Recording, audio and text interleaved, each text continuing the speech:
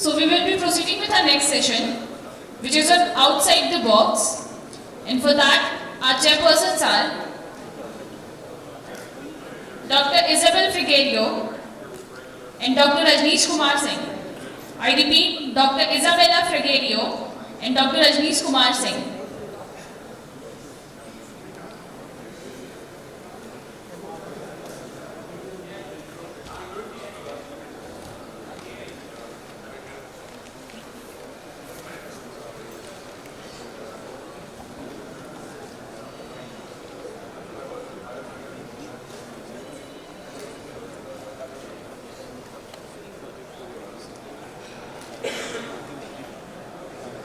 Good morning to everyone. It's my pleasure to be here today with Dr. Singh to chair this session and to call Professor Andrew Gumbs to have this talk on artificial intelligence and surgery. Professor Andrew Gumbs is a minimally invasive HPV surgeon.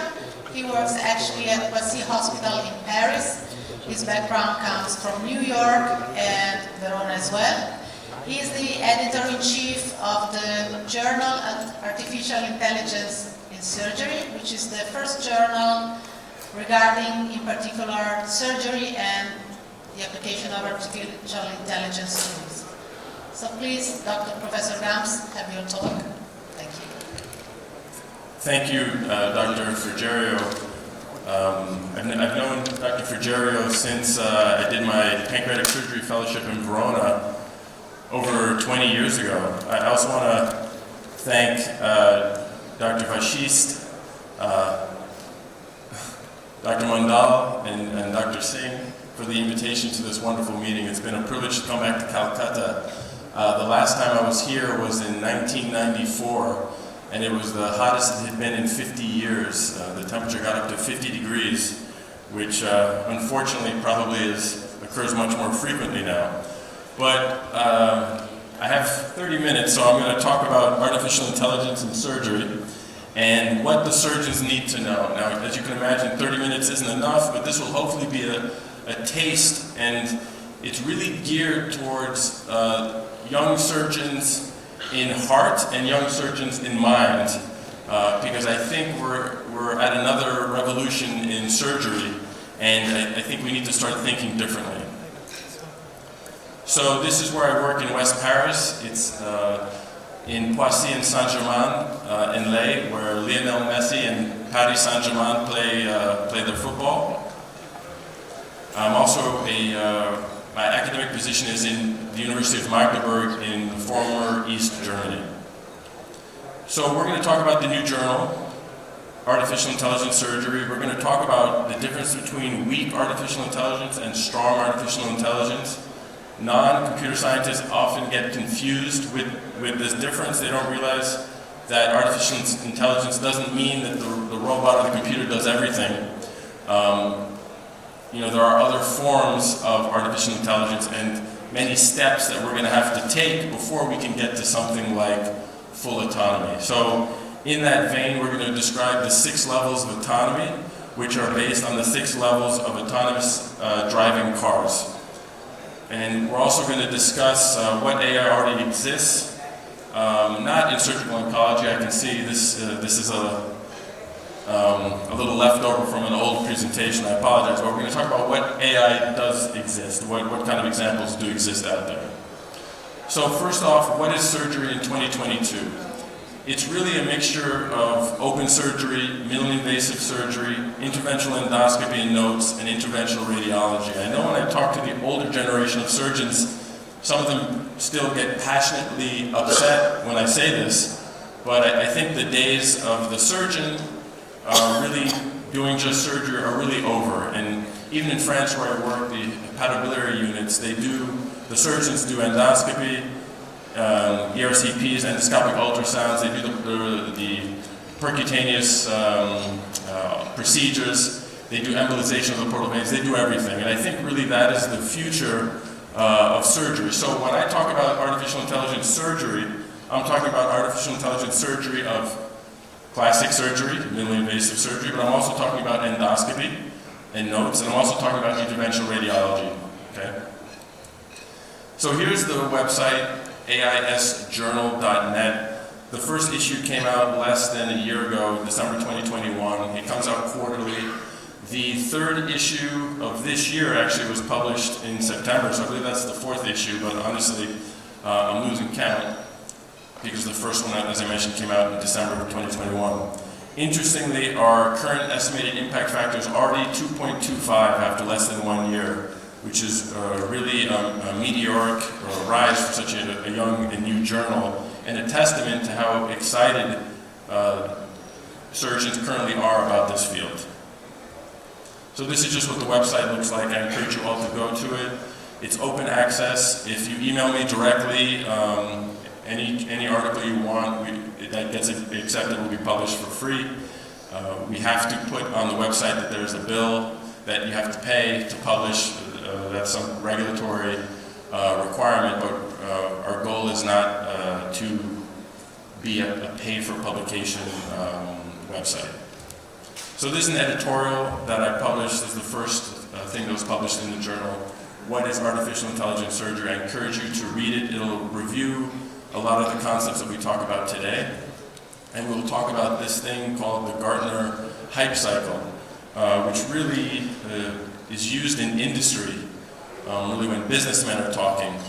And I believe artificial intelligence, kind of this possibility, the creation of a screen being put between a surgeon and a patient, really began with actually endoscopy.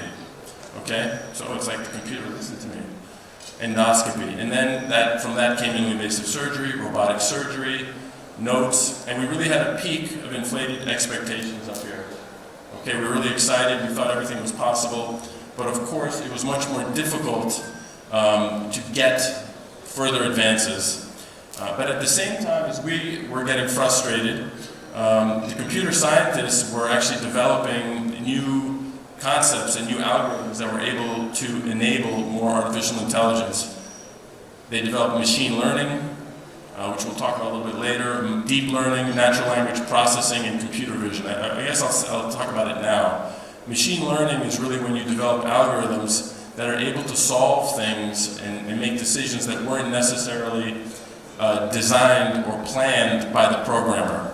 In this sense, the thought that the artificial intelligence of a computer was actually being created.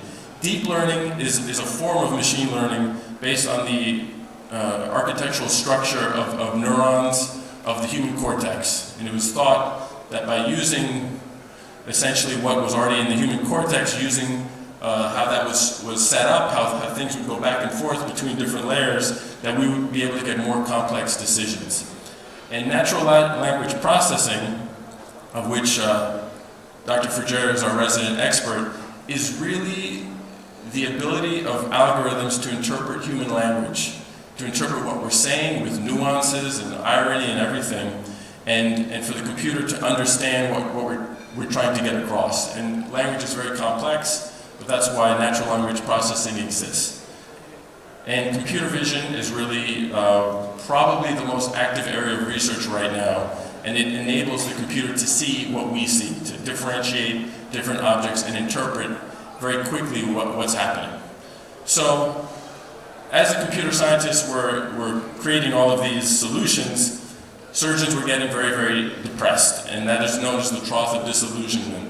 And it was at this point that we decided it was time for the journal, because it turns out that autonomous actions actually already exist in surgery as we know it, and we'll talk about it a little bit later.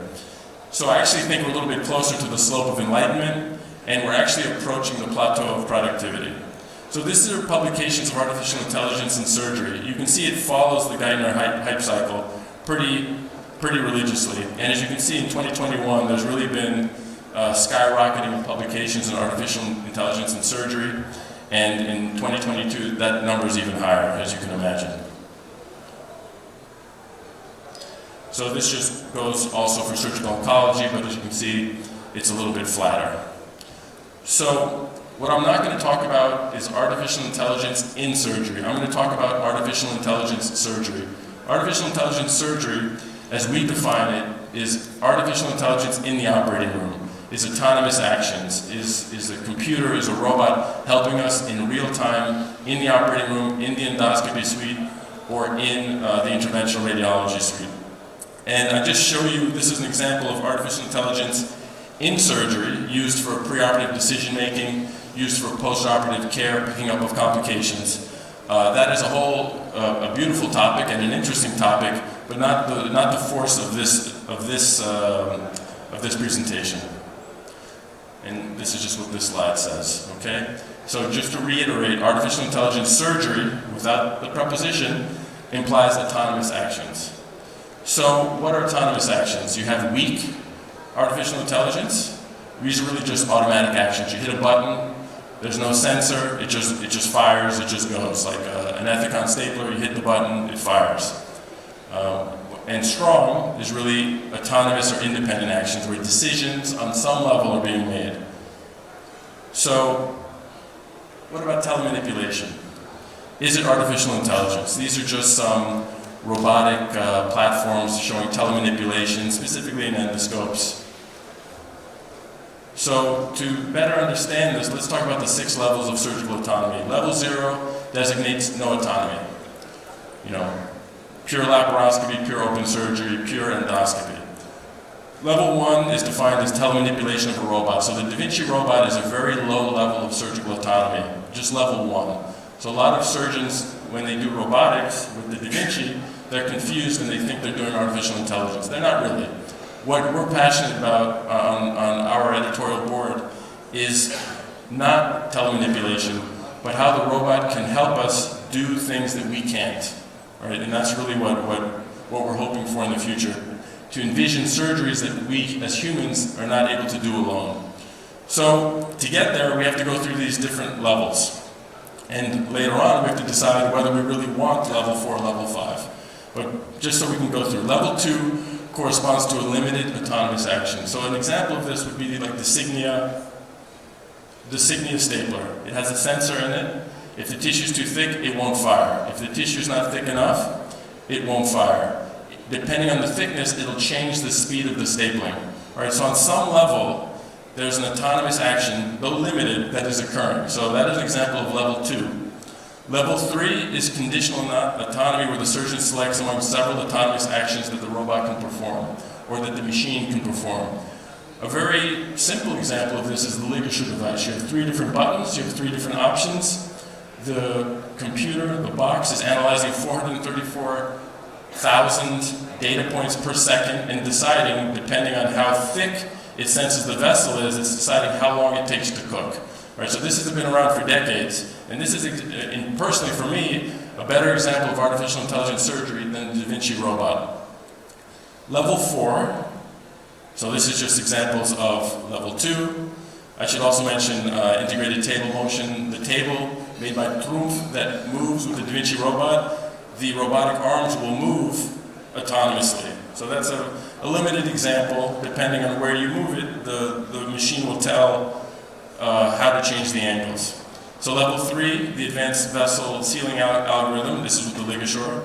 So what about level 4? So in percutaneous cardiology, you have, the cardiologist goes into the vessel, it'll snake up the sensor that'll detect the arrhythmia, and then the robot, or the device, will essentially do the ablation by itself.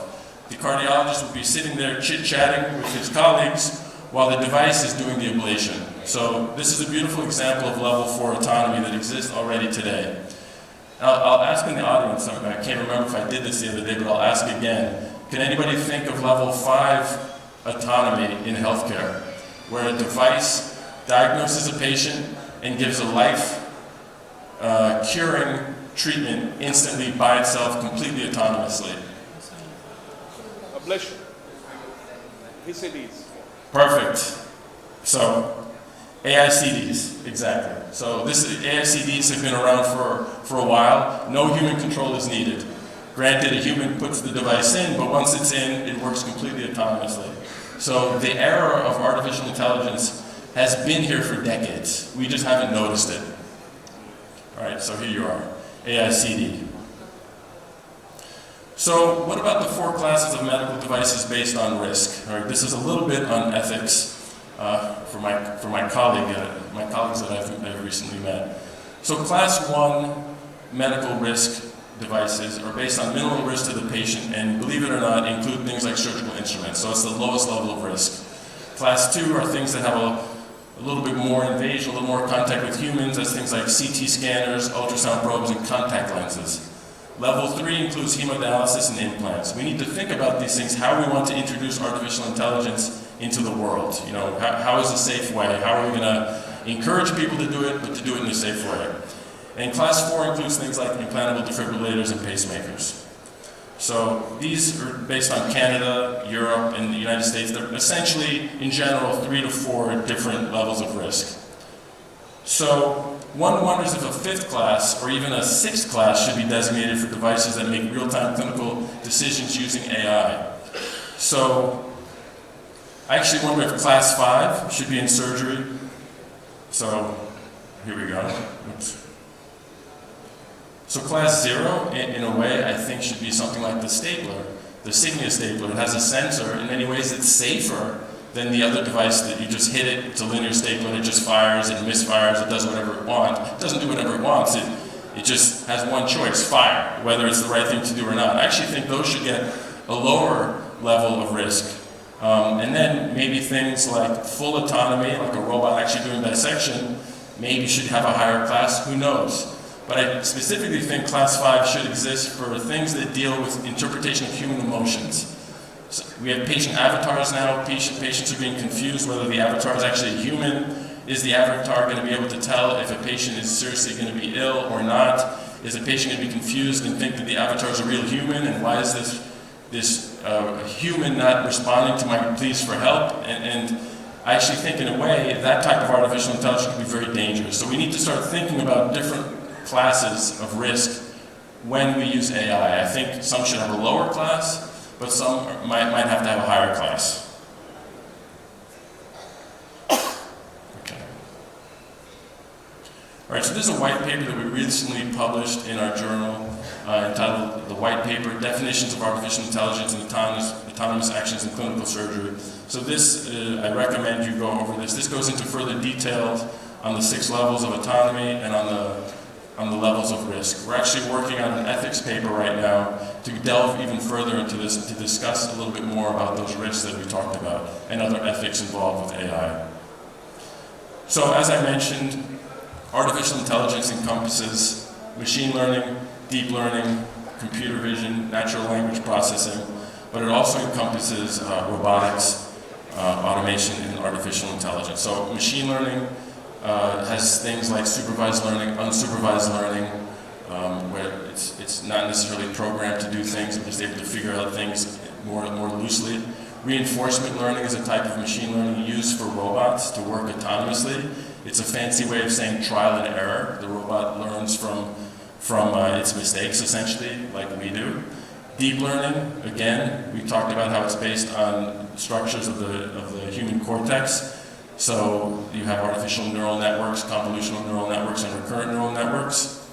Computer vision is a complex field that doesn't just involve machine learning and deep learning, but it also involves things like like instrument priors and motion analysis, where the robot is in space. Okay?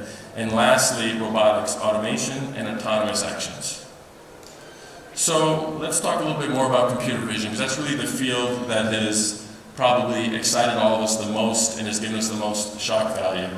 I saw Professor Rao's presentation and I absolutely loved it, and I was glad that I used to be nervous about these next couple of slides, but he has emboldened me. So Jarvis, any fans of Marvel will know that this is the artificial intelligence that Tony Stark, otherwise known as Iron Man, used. It stands for just another rather very intelligent system. And ultimately he became Vision. Okay, so you can see the play of words. So this is a program that has been around for several years of looking at the critical view. All right, it's the surgeon's Jarvis. So you can have Jarvis, your very own personal Jarvis, to tell you when you've obtained the critical view for the low price, and I think it's actually quite reasonable, of $50. So let's see what that would look like. You're a young surgeon, you're doing one of your first tough gallbladders, it's 2 in the morning, it's gangrenous, you're by yourself. You ask the circulating nurse to grab your phone, hold up the camera, and it'll detect for you whether you've obtained the criteria for the critical view. All those red lines on the bottom, once you've obtained a good critical view, they'll turn to green. Once all of those lines have turned to green, you've obtained your critical view, and it's safe to clip the structures and cut the structures.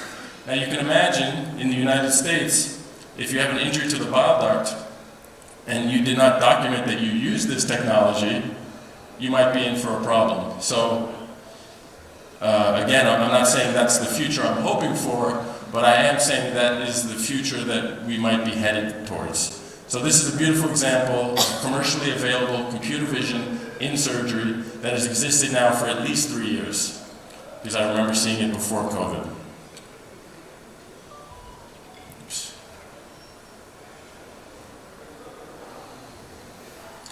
So let's talk about the fact that most current robotic systems are all just telemanipulators. They're just level 1. So you can either have multiple arm robotic systems, you can have a robotic system that uses a single port, and then you can have a robotic arm that uses an endoluminal concept for notes. All right, so these are all the robots that are either on the market already in different parts of the world, or that are going to be on the market shortly. So let's just look at some of these. You have the Da Vinci, you have the Versio system, made formerly by Cambridge Medical Robotics, now they're just called CMR.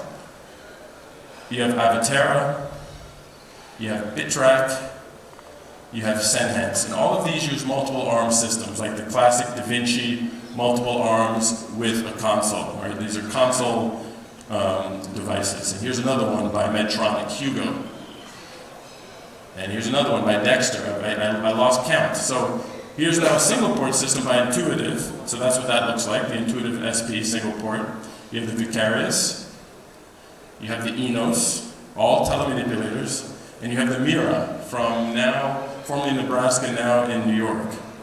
And Luminal, Hominis, Monarch and Colubris and Ion. So these are just the multiple examples of different types of telemanipulators. I think it's fair to say we have enough telemanipulators. I think we need to start developing other types of robots, also robots that the rest of the world can afford. 5 billion people, a recent Lancet article said 5 billion people don't have access to healthcare or to a surgeon.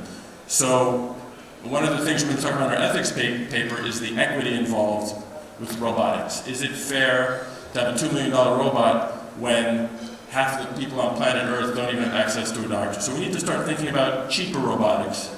Robotics that enable us to remain in contact with our patients. So the best way I can explain this is, do we want a future like Star Trek, where the surgeon is at the bedside, the surgeon is constantly in contact with the patient? Is this the type of surgeon we want to be?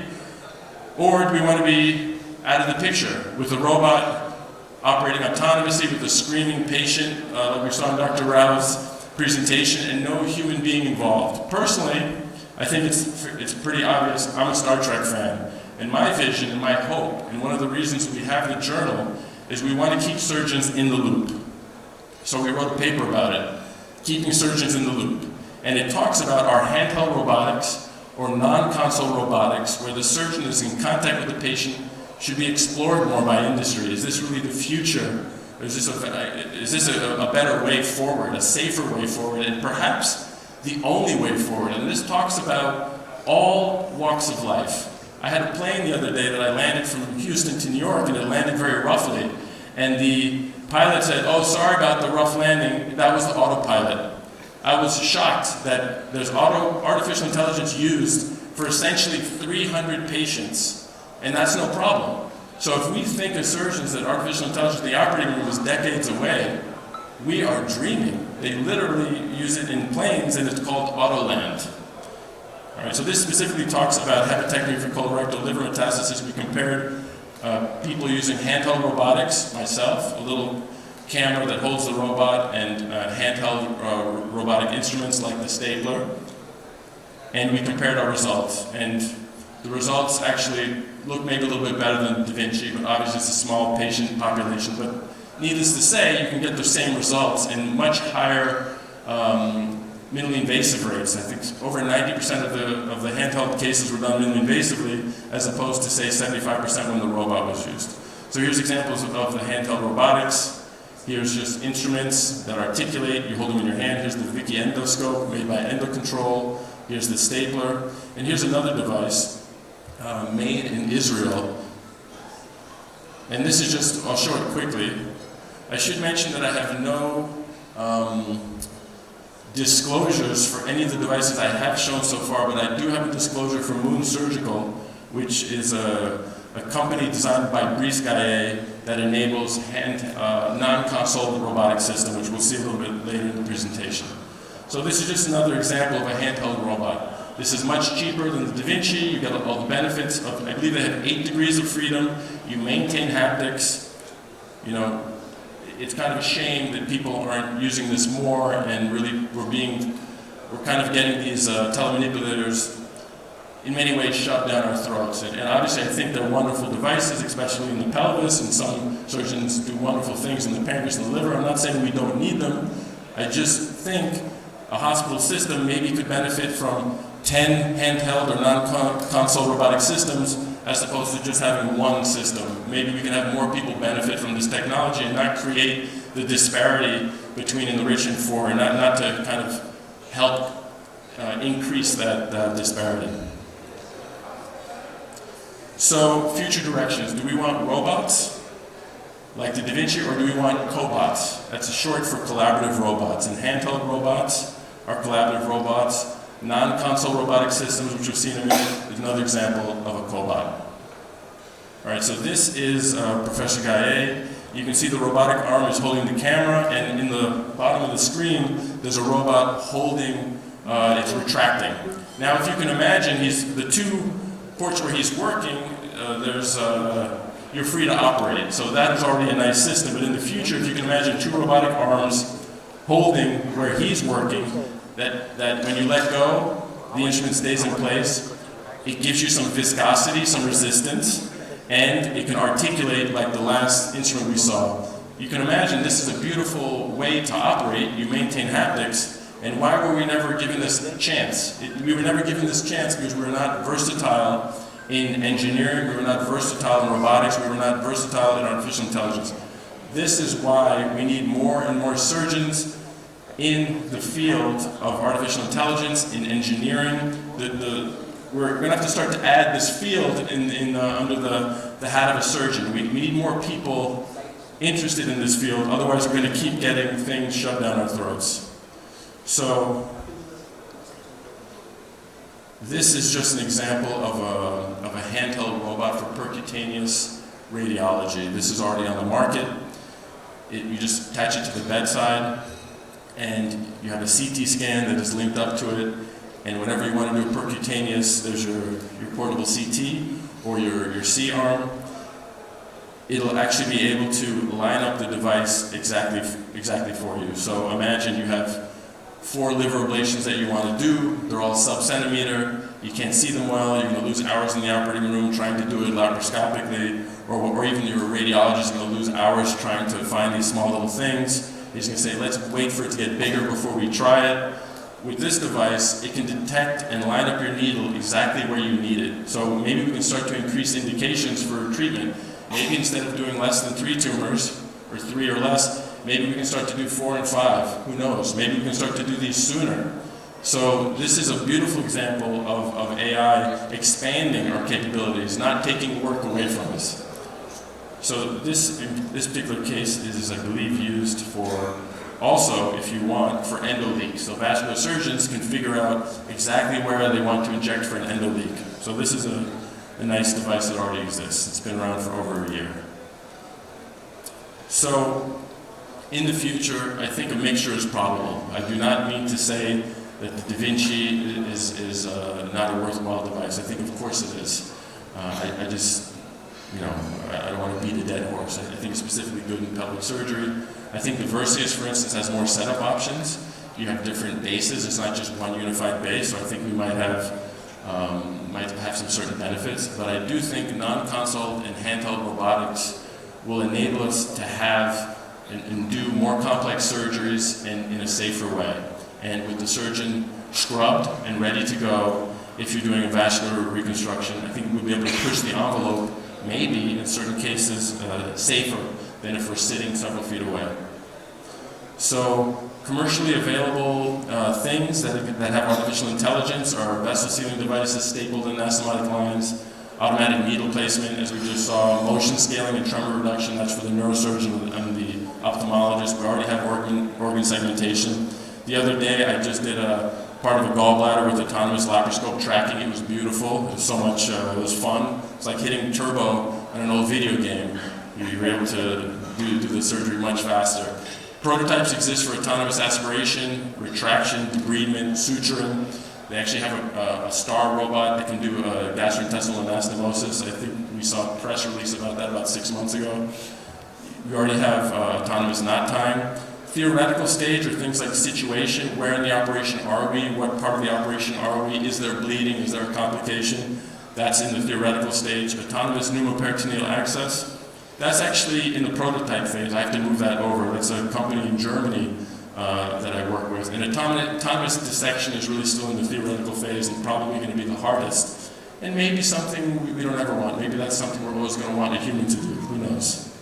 So this is just a more complex Geithner hype cycle showing things like autonomous surgeons, splitting up the procedure. Instead of looking at the entire procedure, we're going to look at deck seams. Part of the procedure is like just a linear stapler.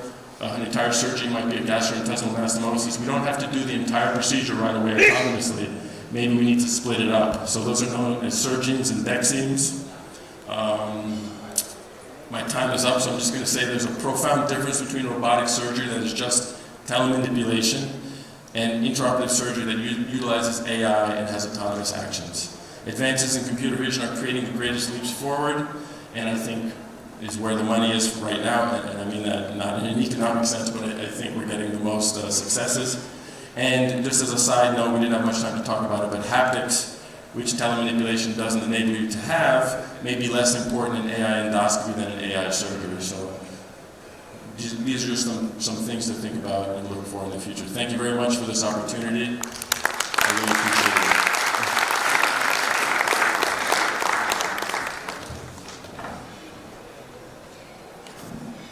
Thank you, Professor Gumbs. That was really an excellent presentation and gave us a real overview of what artificial intelligence surgery could be.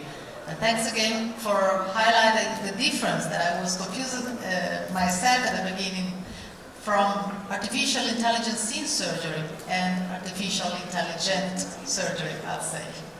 Well, just to say, we really struggled about the title of the journal for a while. Should we call it artificial intelligence in surgery? Or, you know? Yeah, that's true. I have a personal opinion regarding the level of autonomy, which is strictly personal. Level 5 of autonomy, I wonder how we could ever get there in surgery, thinking about the fact that we are almost 8 billion people in the world. So how can you imagine having a complete autonomy, level 5, or maybe level 6, if we can think about any, in a system with machine learning, automatic learning, and ameliorating of algorithm, but with a world made by 8 billion people. We have seen the app for cholecystectomy, and while I was seeing it, I was thinking two things. One is about what I've seen in the past days about the post-cholecystectomy common biliary duct stricture. That would be really helpful mainly in rural hospitals for training system and for reducing this kind of complication. And this is, of course, an excellent use of this tool. But what about vascular anatomy variation, for example? Are these implemented in the system, in the application? Because variations are not a huge number, but there are quite few many. Yes, so they're absolutely working on vascular anomalies. They're looking at more complex surgeries like pancreatic surgery, as you know. and liver surgery. So this is just kind of phase one, just to make probably some money. I have nothing to do with that company, but I'm sure they just wanted a product out to start people thinking about it and start getting comfortable with using computer vision. As far as what AI can do in robotic surgery to tackle the disparity, I don't think it can do anything right now. But where AI is very powerful in the future, is very bright, I didn't get a chance to talk about it, is with screening. Right now we have capsule endoscopy. We could theoretically, they're very inexpensive, they cost several dollars, these capsules. We could theoretically send a capsule to every human being on planet Earth, and then we could use artificial intelligence to screen all of those images instead of a human doing it. And theoretically, we have the technology in 2022 to eliminate colon cancer. I mean, much like we eliminated polio, we could eliminate colon cancer because within reason, but we could literally give everyone a pill every year.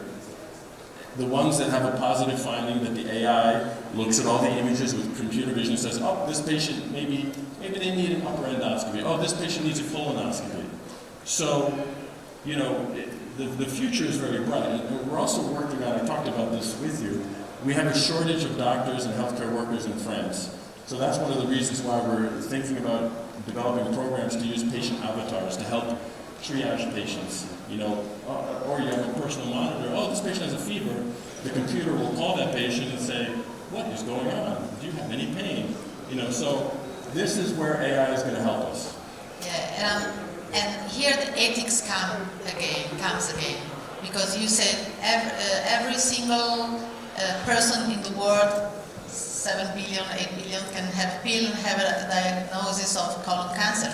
But then other problems arise. How they can access to curative treatment.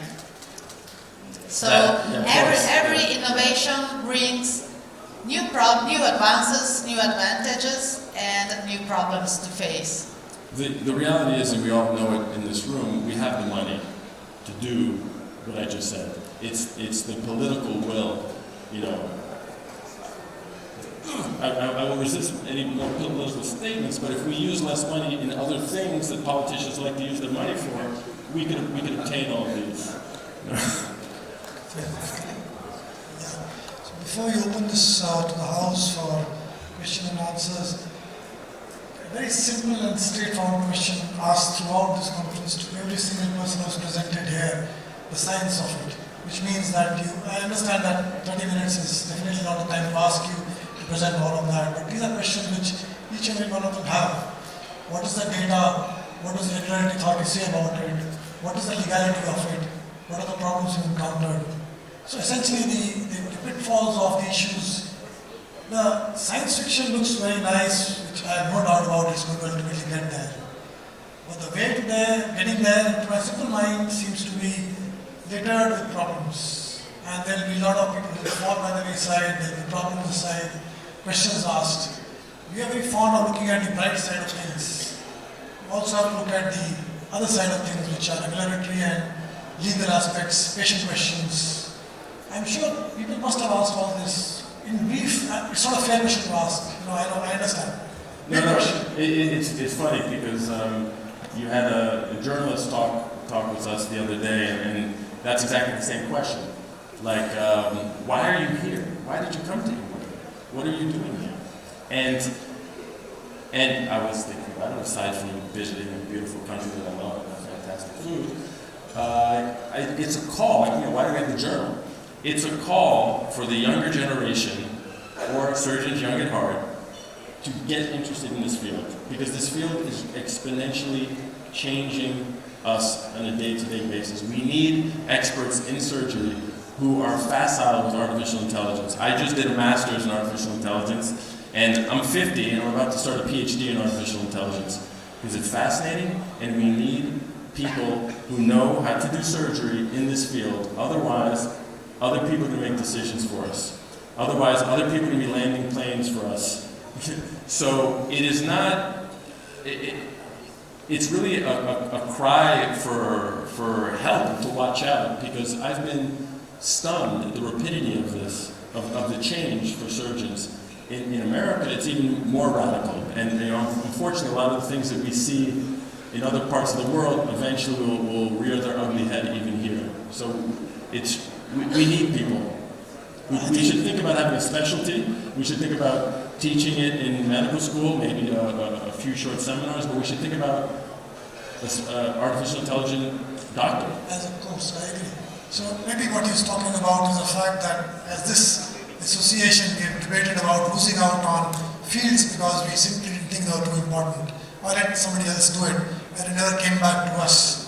I think that's what you're referring to. The endoscopists took it away, the interventional radiologists took it away, and then you'll have probably a separate field of people who will operate from the factory or the office, and they won't be surgeons. Exactly. So can you invite questions, sir, please? Yeah. Artificial intelligence is okay, but the present robotic surgery is a fusion of natural intelligence of a surgeon who is experienced more than 20 years or 30 years, where judgment matters. When the exposure is open, it's easy to operate, but it's a judgment of a vessel involvement or a tumor involvement. So when do you think artificial intelligence is nothing but a coding or a prefix software? Do you think that challenge will be overcome in the future? Like, will this intelligence will really be natural and will try to modulate the tumor or the disease that's going to be there? How can that challenge be overcome in the future? So this is a multi-headed monster. I think we already have the technology for a robot to do what we call in America a private practice gallbladder. I think we could set up the robot, we could program it to do a private practice gallbladder as of today. Personally, I'm not afraid of that. I would love a robot to do all of those very easy surgeries so I have more time to think about my more complex patients. So that is one thing that artificial intelligence can do today if it wanted to. We're, of course, thinking about the most complex. That's what excites me about AI, is to be able to remove tumors that I physically can't now. Personally, I am more of, I love laparoscopy. I love haptics more. I do use robotics. But I think you're skipping some steps. And like most people, like I did also, and we cannot go from telemanipulation to dissecting a tumor off of the portal vein. But what we can do is to develop parts of procedures autonomously. For instance, the stapler. Yeah. You probably remember a time when all sutures were hand sewn.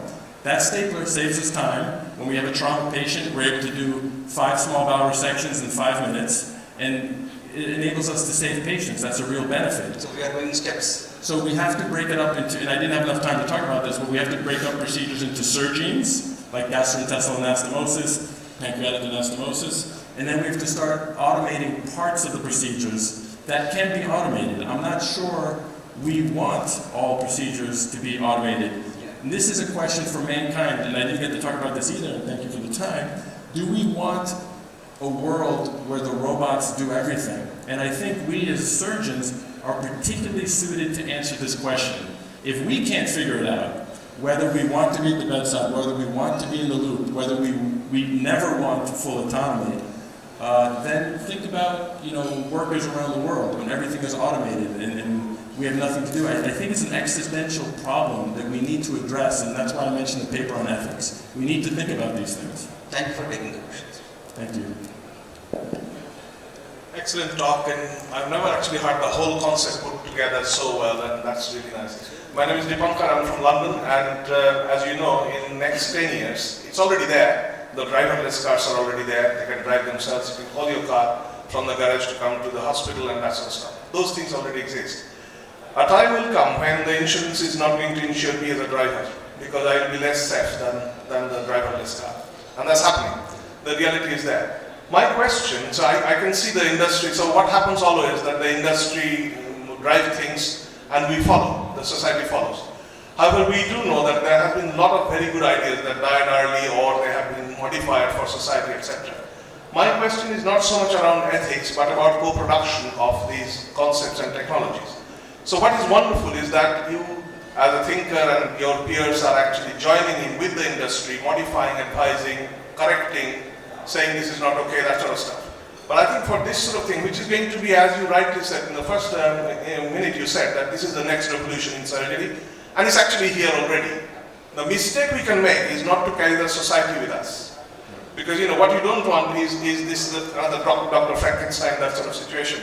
And the problem is that, as you know, the tyranny of small number is that if you have problems, that will be highlighted. People like bad news, and then they sell more, and the tabloids and media, they take up on it. I would seriously suggest that if you don't have it already, in your journal board, you have lay members, you have got patients, you have ethicists, you have got societal scientists and people like that. Because that sort of co-production will ultimately carry more credibility of this into the next revolution phase. Because what we don't want is that we're in a revolution and then we look back and the society is behind us. That's a wonderful point. We have a statistician, and that reminds me, I met an ethicist in Siena, and you've reminded me that I forgot to contact her. So thank you for reminding me, and I will definitely get her on board. Okay, so great talk, and especially the bit about improving access for the rest of the world and equity, etc. But I just want to make this small comment, which is as a reminder that whilst your talk, of course, focuses on surgical technique and the use of the robot, but actually machine learning, neural networks have already had a lot of place in surgical decision making. Clinical algorithms, triaging. You mentioned triaging somewhere along the way. So I've had the opportunity to be part of a global multi-sector trial on trauma. And trauma, by the way, is an epidemic in this country. And where decision making by not just the surgeon but the paramedic can be guided for triaging with the help of artificial intelligence. So that's much more immediately upscalable and accessible to people, and it will have a deeper impact than just the instrumentation. And we as surgeons are also involved in all those things. So just a comment and maybe others. No, of course. I only had 30 minutes, and obviously that's a huge field. And one of the other things we love about artificial intelligence, at least,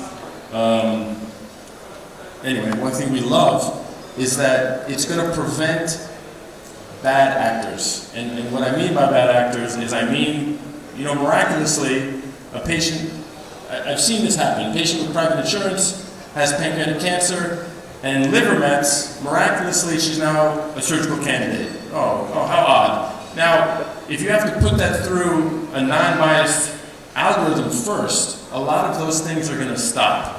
And now, if we can track all of our patients, so maybe big university hospital has higher complications, but maybe we all know they're doing much harder procedures. Now we can track that, as opposed to just having people who don't understand surgery look at statistics. Oh, the university has a higher mortality rate. They should get less money. So this transparency is nothing to be afraid of. This analysis of the data, we should all embrace it. And it's an exciting time, and fear is the last thing we need, but it's a very positive time in surgery. Thanks for the talk. The problem we are facing in AI is the lack of correct ground truth. Okay, so when we put publications, you get 90% accuracy and all that when you create algorithm. But when you come down to actual practice, it simply drops to 70%. Okay. So the problem, it's not an artificial intelligence medicine, not new. There are a lot of IIT professors are really into the field for decades. Okay. So the problem why it is not transforming into practice is basically we don't have a correct ground truth. When we work on liver tumor, we realize the hard fact that there is no ground truth. You put US big centers, the ground truth are simply on an enhancing model of assist. There are real wrong things in that. Okay, this is where really we have to improve. The data, clinical data we are giving to these engineers or IT people who are creating the algorithm, probably there is a good amount of work needs to be done in that area. There are specific reasons for why robotic arms are really stuck, while staples are malfunctioning, all these, probably a significant amount is related to creation of ground truth. That's what I want your opinion on that. Second thing is, for the purpose of the audience, Indian Council of Medical Research has already opened up a new front of huge funding in AI in medicine. Okay, so it's already available from this year. When we reviewed 570 proposals and there was only one proposal from a surgeon. So that's where actually the ICMR is really into this right now. So they are making it available. 30 lakhs to 1 crore funding is available if you make a very good proposal. So the first comment I want your inputs on that. So if I understand correctly, the question is on the quality of the data, which is a very expensive problem for surgeons. A lot of the data comes from a medical student, retrospectively collecting the data or what have you, and that's a huge problem. And we're actually writing a guideline paper. It's another one of the guideline papers that we're discussing on how to collect data, how to purify your data. Maybe each department needs a data scientist dedicated just to data science. I personally think that they do, and not just one person for the whole hospital. That's absurd. That's too much data to be collected and to be cleaned. Because if you are creating algorithms on unclean data, on imperfect data, what you've created in the end will be worthless. So that's a huge problem, and we're working on that. Also, how to collect data in the operating room. In the United States, to collect data in the operating room, video or what have you, is hindering progress because they've been wrangling with lawyers for 2 years at Mount Sinai and are not able to get approval to start recording procedures routinely, which would really be very helpful to create a lot of these algorithms, to create computer vision because of privacy issues. So all we can do right now is to write guidelines to help guide people because maybe they can quote these and then present them to their lawyers and move a little bit faster with the approval process. But data management is definitely the Achilles heel of artificial intelligence in surgery. Last question. So I have a question on safety. So one of the reasons we like the robotic system is that compared to laparoscopy, there's so many inbuilt safety features which makes the surgery intrinsically safer, warnings, alarms coming up, feedback given to a central console. So are we expecting, because human surgeons are intrinsically unsafe to a certain degree, are we expecting a much superior level of safety for machines? And no machine can be completely safe. So even if you gave a pill to everyone in the world, you'd get 10,000 people coming to ER with Crohn's disease or intestinal tuberculosis where the pill would be stuck. Dissolvable pill. So, or maybe it won't dissolve completely. I mean, there will be problems. So how do you balance the expectation of extra safety from AI, and how do you set a realistic limit where there'll be no litigation or the population will be happy? So how do you set those limits of safety? Well, first off, with the safety issues, we need to be the ones deciding that. We don't need companies deciding that. So all the points you bring up, of course, are wonderful. We can't mail out 10 billion capsules, of course, but I just said that in the sense that we have the technology. We could do it if we wanted to. We could eliminate it if we wanted to, much like we almost eliminated polio. I can't remember now, it's theoretically possible. Now, your first question, that's the beautiful thing about computer vision. They have the technology now to detect bleeding. They have the technology now to detect vascular anomalies. They have the technology to tell the robot if you're about to cut an important structure that the robot could just stop you. It just and an alarm go off and you have to hit a button to override it to go further. So these are all wonderful things. As we all know, surgery is an incredibly stressful job. Burnout is something we don't talk nearly enough about. But the goal of AI, the goal of improved computer vision, alarms, and safety features is to reduce the stress of the surgeon, also to reduce burnout. So there's a lot of potential benefits to AI. But of course, regulation, these are why we're writing guidelines. We're really unfortunately, surgeons have to play catch up and to decide, what are the regulatory boundaries in the governments and what are the computer scientists saying, right. And we need to be in there first and foremost, not just in the operating room making money, like we made the mistake with endoscopy and interventional cardiology, and we let other people make our decisions for us. We need to be in there. I just do a brief comment. Listening to the audience questions after your talk, it looks like we're not worried about the fact that technology will get to that point that we can't even imagine now. But we are more worried about the fact that us, as human beings, will be able to handle that perfect technology. That will be the main issue. And I'll give you a quick example because we just had a chat before with some transplant surgeon. What about an artificial intelligence algorithm that tells me that 20 years old boy candidate for a liver transplant has no really good chance to survive surgery, not to reject the transplant, but from my previous score, he's a ideal candidate. What would I do? Are we ready to rely 100% on this system? No, absolutely not. And that comes back to the concept of handheld surgery and non-consult surgery, or keeping surgeons in the loop. The AI would be another consultant. This is what the robot said. This is what the computer says. All right, if we agree, great, next patient. If we disagree, we have to explain why. We can't just say, well, that's the way my professor did it. No. You have to give me evidence of why you have to do it differently. So I'm looking forward to this future, this reality. Yeah, last 2 questions.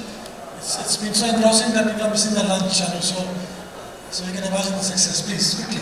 Okay, Andrews, that was a wonderful presentation. My question might be very basic and maybe absurd, but what I understand is, like as surgery evolved, there was some component of creativity and ingenuity that has been added by some person at some point of time, which made it evolve to this extent. So there are many things that we still do not have an answer in terms of having techniques for specific diseases. So if we take artificial intelligence into a regular activity, if I consider that it is going to come into the daily practice and real life scenarios, then will we not average out and that evolution would never take place in the future? Because the creative component is almost close to zero at some point. I'm not sure if I understand the question. I'm sorry. I think it's referring to the fact that human beings are out of the loop, so we've stopped thinking and machines think for us. Is that it? Yes. You mean if surgeons stop operating and no longer know how to operate? No. Further evolution, right? Any So changes? basically, like all the techniques that we have in artificial intelligence is by data. Yeah. So we feed in some, as I understand, we feed in some information into an algorithm and then the decisions come out. Right. If that goes, like it is only on the basis of existing data that we are taking a decision. Yeah, but the robot will be generating data. I mean, the robot's going to have complications theoretically, and you're going to keep getting data. So who will generate the answer to that? But if the robot's generating movement data, instrument priors, and it's able to detect, you're going to be able to detect what went wrong. If a human or a robot does the surgery, you're still generating data. I think I You can't obviously solve the question here. You can talk to him at lunch maybe. Yeah, sorry. Thank you very much. Quickly, sir, please. Hi, and thank you for your talk. Your talk was dedicated to artificial intelligence, but you rightly pointed out that perhaps the threshold of artificial intelligence comes on the data sets. Yeah. For a country like India, and I'm sure even for the West, there perhaps is a need to standardize data capturing and data recording. And it may not actually be our domain at the moment to look at those higher aspects of artificial intelligence and technology, but I'm sure the basic technology, which is now very widespread and easily available, can be incorporated into standardizing the steps, the findings, various data feeds, data parameters, and perhaps surgeons can play a major role in standardizing that all throughout the world. Just try to imagine what we have not been able to do for the last 50 years. We do not even have a standardized cholecystectomy template for operative steps and operative findings. Suppose this can be brought in, and which is not very difficult, and it becomes a standard for the world, how much more data can we collect? I'd like to invite your comment, please. We had a talk earlier also, if you remember. Absolutely, absolutely, I remember. This is the power of natural language processing. Imagine you're doing your operation, you're speaking the steps to your trainee or what have you. The computer could generate the note by the end of the procedure. So I had this discussion a little bit with Lee Swanstrom, and he said the goal of AI is not to make our life more difficult at all. It's not to complicate our surgery. Our surgeries are complicated enough. We need AI, and I'm still wrestling what he's trying to tell me, but I'm starting to understand. We need AI that's invisible, in the sense that it's not going to limit us or put more stress on us. Things are going to happen in the background in a way that we're not even going to see. You know, as long as more and more parts of the step of the surgeon's life is automated, it actually has the potential to have huge benefits. I mean, imagine if notes are automatically generated. When you talk to a patient, you tell them what medication you want, and that's automatically generated and put into the computer. You know, we have the theoretical possibility to do this now. So I think, again, I keep believing that the future is very bright. We just need more funding, and we need more interest from the interested parties, the people with the purse strings. And definitely more interest from the surgeons, because out of all the parties involved, I believe it is the physicians or the surgeons who are digging perhaps. They are not probably playing their part because they feel it's a kind of alienated world for them. Trust me, I never thought at the age of 50 I'd be doing a PhD, yeah. but I see a real need. So, thank you. Sure. Can you make it very brief? Very brief indeed. Because you come from the city of Lionel Messi, I just wanted to share something with you. Yeah. When I started doing robotics, one of the things that really struck me and I didn't know about is that I was getting on the app my own sort of mistakes and how many moves I made, etc., that I didn't know existed. So what I'm trying to say is that while the machine is learning, machine is actually also teaching us. And that's something that is widely used now in big football clubs, where they essentially not only do video monitoring of individuals, so this is about coaching an individual surgeon, that actually you can analyze and the AI can help that to educate them. Now the footballers get paid millions of dollars and pounds. We don't get paid that. So one of the things I think is an area that is really worth exploring is how the machine can coach us. And that's a very good thing to do because it's reflective, it's neutral, there is no emotion involved, and often you see patterns and you can reflect on it and you can learn. And the footballers are doing it for possibly 5 or 6 years now. No, that's a wonderful comment, and you can really imagine how Jarvis would help a surgeon maybe with an arrow, like, over here, idiot, or, you know. but you also bring up another point about invisible. There's a company I work with in California that has a monitor that costs $100. You put it in the patient's room, or they take it home with them. It monitors O2 saturations, pulse, I believe blood pressure might be a stretch, but it's able to do respirations and everything autonomously just from something in the room. So, again, and that could be an example of something teaching us, hey, your patient who's been home for 5 days has a fever, you might want to give them a call. You know, all these things are possible. Thank you, and thank you, Chair, for bearing with me. Apologies for Perfectly all right. We'll give the professor a respite now. I think he needs to have some lunch.